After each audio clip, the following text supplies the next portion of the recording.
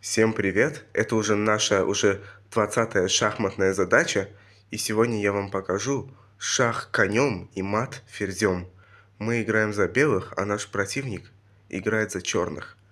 Мы ходим ладьей на c5, король отходит на d8, потом черные делают ход конем на h2, при этом делая шах белому королю.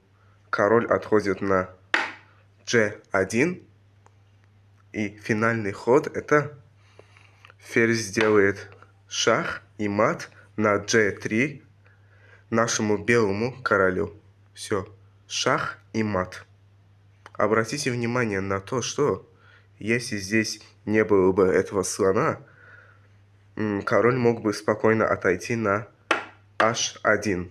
А так как он здесь присутствует, при этом все равно будет шах и мат.